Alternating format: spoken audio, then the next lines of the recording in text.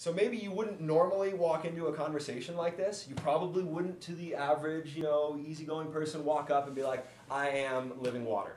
You should be asking me for water. You'd probably be a little bit taken aback. But this woman's feisty, and he knows this. And part of being clever is in your interactions with people. Like, I don't talk to TJ the same way I talk to Kyle. I'm the same person, right? But our interactions are different. And he knows how to get to people, right? And that's how you do it. When you have conversations with people and you want to explain things to people, you have to know them. You have to know how they see things and tailor your response to that. And he knows. He knows how to get through to her. He knows how to start this conversation. The woman says, "Sir, you don't even have a bucket to draw with, and this well is deep. So how are you going to get this living water? Are you a better man than our ancestor Jacob, who dug this well and drank from it, and he and his sons and livestock, and passed it down to us?" Jesus said, "Everyone who drinks this water will get thirsty again and again. Anyone who drinks the water I give will never thirst. Not ever. The water I give will be artesian spring water, gushing fountains of endless life." The woman said, "Sir, give me this water, so I won't ever get thirsty. I won't ever have to come back to this well again." And so they're kind of going with a banter back and forth. He says, "Oh, this is what I'm offering." She says, "Well, then go ahead and give it to me." Right? If you got it, go ahead and give it up. And he says, "Go, call your husband, and then come back." This is God we're talking about. He knows what's going on with this woman's life. And she says, "Well, I have no husband." And right there he goes, "You're right. That's nicely put. I have no husband. You have 5 husbands, and the man you're living with now isn't even your husband. You spoke the truth there, sure enough." And there he hooks her. Like, they've been kind of bantering back and forth about this, but now all of a sudden, he's telling her her life story. And that's crazy. That's nuts. And this woman is absolutely hooked. Before, she wasn't sure what to think of this guy. Imagine if, somebody comes up to you and says, "Perry, you're kind of going back and forth about something," and then all of a sudden, he starts saying, "Oh, yeah, this and this and this is going on in your life." What? How'd you know that? What's going on with this? Who are you? And that's exactly how it goes from there. She says, "Oh, so you're a prophet. Tell me this. Our ancestors worshiped God at this mountain," and the dialogue goes on from there. She ends up going back into town. No. Jesus stays there for a few days, and he's talking with these people about the Messiah. All because he hooked this one person. He knew how to exchange and how this whole conversation was going to go, and then just boom, blew her mind. That's a clever way to get to people. I don't think you're going to convince somebody like that by just going up and trying to pull out some facts and trying to be persuasive. Obviously, this woman's pretty feisty. Like, she thinks that she's more persuasive than you are, and she's going to win that argument. And he just pulls the card. "Yeah, you're right. You have 5 husbands. Boom. What are you going to do now?" She goes, "Oh, whoa, who is this guy?" And boom, he gets to witness to everybody. Because of that. He's very clever. Very crafty. And again, getting down to that in your lives. God knows how to get to the bottom of every issue that you guys have. And when God is eradicating this evil in your lives, and God is working this healing in your lives and in other people's lives, God is clever enough to know exactly how to do it. And we see that here. And I don't know, guys. I think all too often we just kind of have this caricature of Jesus, just kind of, spouting things off, and he made a bunch of people angry, and, that's true. That's very true. But he was very, very, very clever about how he did it. And I think that's a really cool aspect of his personality, at the very least. I like those kinds of people. I like people that just know how to work it in there like that. And God will do that in your lives also. I've had so many incidences where I expected God to do this and do this and do this, and God would just throw that card in there and go, "No, actually, that's it." Or "How about this? How about this?" And I've come to expect that from God.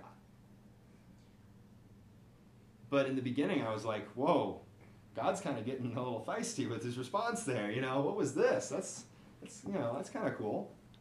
I like that. I like that cleverness. I like that craftiness in people. That is who God is. But again, we're not just talking about this so you know that God's like that. Have you seen God like that in your life? Have you witnessed to people like that in your life? Do you go up to people, and do you know how to work what you're talking about in such a way that their defenses don't even go up and you're already in their heart?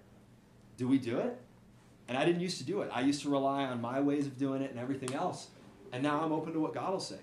And I've had situations, and again, we're going from the Bible, and in cases like this where God will say, no, hit it with this. Go at it from this angle. And boom. I didn't know what was going on, and all of a sudden, connection. These people get hooked. I'm a very clever God. And I not only find that to be just flat out awesome and amazing, but I've seen that from God. And again, in closing, all of that out to go back to what we started with. Like, all of this, when you start to see God's personality and God's character, yes, it's because I think that's been covered up for so long. You know, we hear these stories like we talked about last night, turning water into wine. How that wasn't just the first miracle. It's Jesus' generosity on display. It's the same generosity there, and that generosity led him to give his life. Right? But it's not just so you know, oh, Jesus is generous. Jesus had a freedom that he was not controlled by what other people thought of him. Right? We talked about that this morning. We don't just want to go home going, yeah, that's really cool, that's great, good for God. If somebody in your life is like that, and is that dynamic of a person, you're going to want to know them. You're going to want to be around them. And that's why we do this. That's why those stories are there. Because God wants you to know who he is. And he wants to draw you in, and he wants that personal relationship. So don't just go home and start replacing the understandings you had before that tended to be kind of dull and straightforward and really missing Jesus' personality and his character. It was like watching subtitles with no picture, right? We were talking about that. Now you have the picture. But you're not supposed to just sit there and watch the movie and go, yeah, cool, good movie. God wants a response from you. And I look at Jesus' personality, like when Mikey was telling the story last night, when I asked, do you guys ever see Jesus' sense of humor in the Bible? Do you see God's sense of humor? We're surprised. Like, oh yeah, God has a sense of humor after all. I was like, do you guys ever see any example? And Mikey's laughing as he's telling the story. If our interaction with God isn't like that, if we don't know that God, if we don't know God that way, are we going to want that relationship with him? Are we going to want to follow him? Are we going to want to go with him? Do we think that he can relate to us? If not, why are we going to want God around? And be thinking about that. And we're going to talk a little bit tomorrow morning. I'm going to take you guys through an example of how you guys can, when you start reading these stories, I gave a few examples, but there's plenty. And through prayer, and through really looking at what's going on, with the basis that's been laid, you can start to read the Bible and see Jesus for who he is and what he meant. But I can't let this go without saying, don't just see it and go, oh, that's great, really cool guy. God demands a response there. And as I've seen this, as I've gotten to know God's personality, I want more of God in my life. I see his freedom to stand up to people and not be held captive by what they thought he should be. And I said, man, I want that freedom. I am so captive by what other people think of me. I am so struck down when somebody says you're not good enough. I could really use somebody like that in my life, teaching me, hey, that doesn't have to wreck you like it does. I love humor. You guys, I get accused of laughing at everything. And the biggest barrier, honestly, the biggest barrier between me and God, and I said it last night a little bit, but was that I didn't think God was funny. I grew up in a church where the pastor was just, there were, again, 3 people laughing, and they were all probably, their hearing aids were malfunctioning and they were thinking about a joke they thought of the day before. The pastor was not funny. And because the pastor, of course, is the authority on God, I think that God is that way. And for years and years and years, I didn't want anything to do with God. I didn't realize why, but it was because God was no fun. God was a killjoy. I respond really well to humor, and God doesn't have any humor. And all of a sudden, I go to church one night, and the pastor's joking around and having fun. And I went home that night and went, is this what God is like?